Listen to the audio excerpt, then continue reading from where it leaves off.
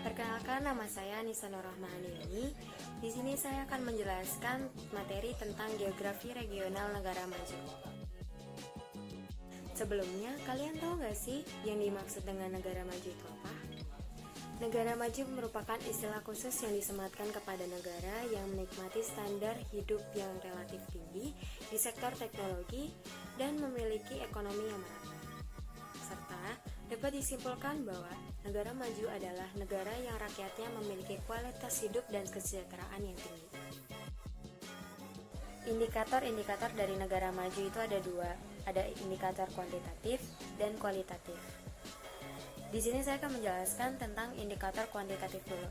Kuantitatif di sini berarti indikator yang dapat dihitung.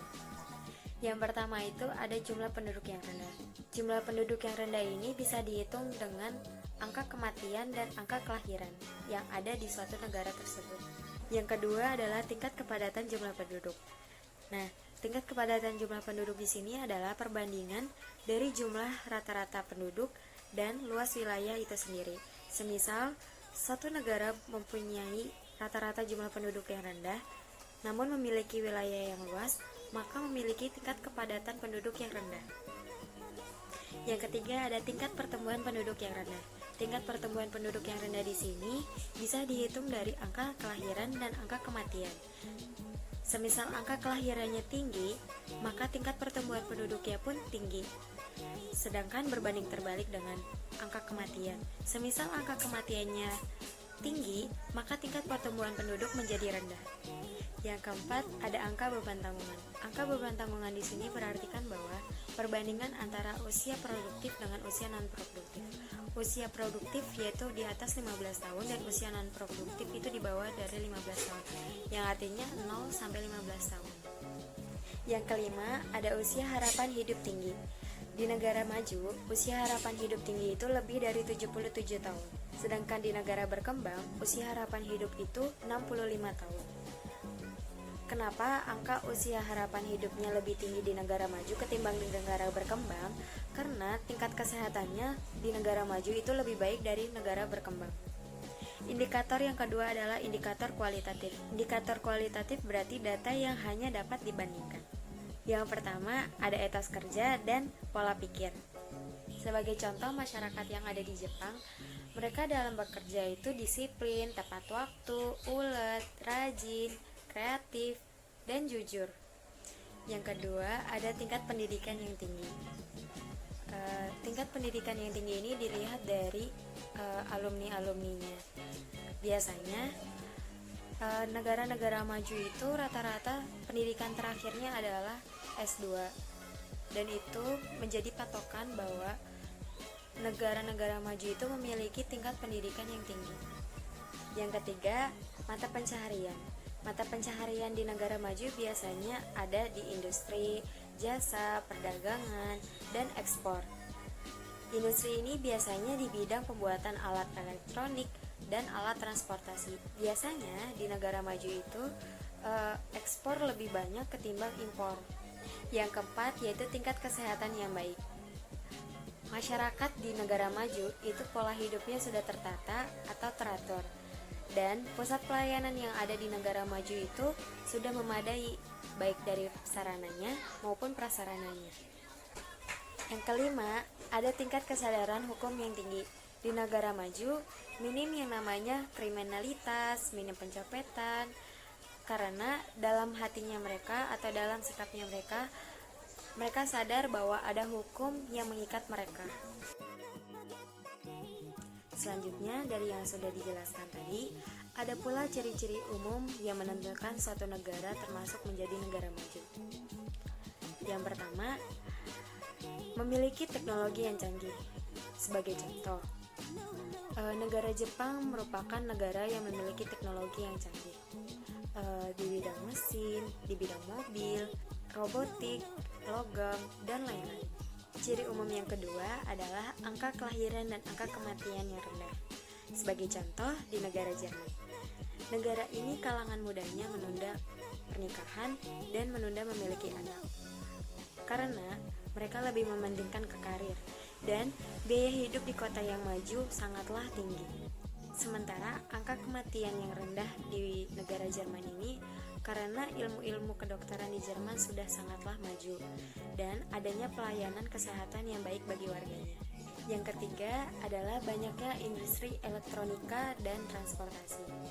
Sebagai contoh, industri elektronika yaitu Korea Selatan.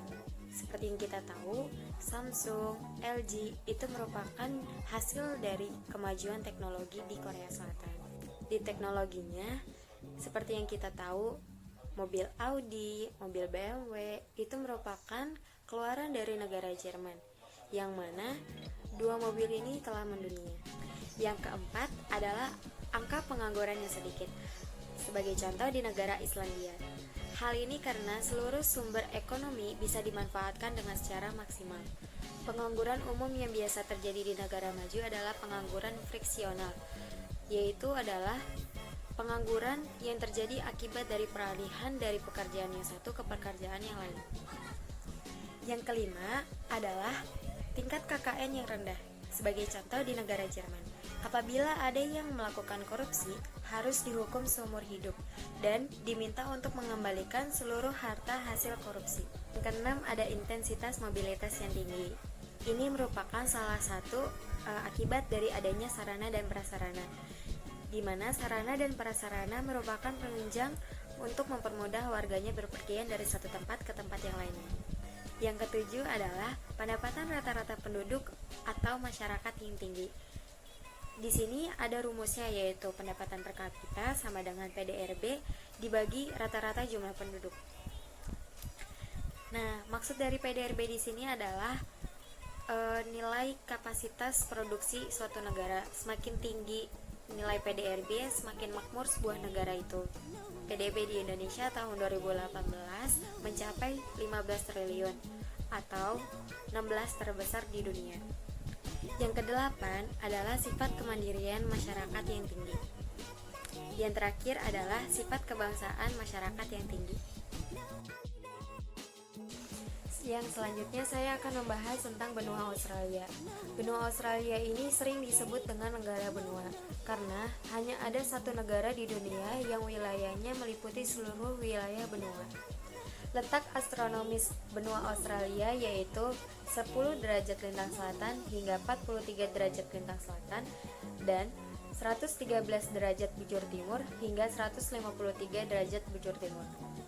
Selanjutnya, letak geografis dari benua Australia. Di sebelah utaranya benua Australia berbatasan langsung dengan Laut Flores, Papua Nugini, Selat Timor Leste, dan Laut Arafura. Kemudian, di sebelah baratnya berbatasan dengan Samudra Hindia. Di sebelah timur berbatasan dengan Laut Tasman, Laut Koral, dan Samudra Pasifik. Kemudian, di sebelah selatannya berbatasan dengan Samudra Hindia. Australia ini memiliki 8 negara bagian, yang terdiri atas state atau negara bagian dan teritori atau wilayah kekuasaan, yaitu 1. Australia Barat, ibu kotanya Perth. 2. Queensland, ibu kotanya Brisbane. 3. Australia Utara, ibu kotanya Darwin. Yang keempat, Australia Selatan, ibu kotanya Adelaide. Yang kelima, New South Wales, ibu kotanya Sydney. Yang keenam, ada Victoria, ibu kotanya Melbourne. Yang ketujuh, ada Tasmania, ibu kotanya Hobart. Yang kedelapan, ibu kotanya Australia itu sendiri, yaitu Canberra. Sebelum saya membahas tentang iklim yang ada di Australia, saya akan membahas tentang arus samudra. Arus samudra ini mempengaruhi iklim yang terjadi di darat. Samudra-samudra yang ada di dunia, ada yang beriklim hangat dan ada yang beriklim dingin. Arus samudra ini terbentuk akibat dari angin bertiup secara tetap di atas permukaan laut. Nah, setelah itu, angin dingin akan menyebabkan iklim yang lebih dingin, sedangkan angin hangat akan membuat iklimnya lebih panas. Selanjutnya yaitu ada suhu dan curah hujan. Suhu dan curah hujan ini dipengaruhi oleh jauh atau tidaknya jarak dari pantai. Daerah bagian Australia yang paling lembab itu merupakan paling terdekat dari pantai. Kemudian, lebih jauhnya ke darat memiliki suhu kering.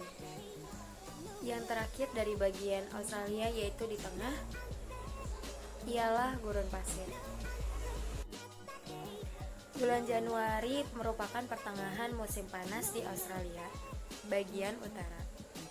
Selama musim panas ini, ada sistem tekanan rendah yang bergerak di atas benua Australia.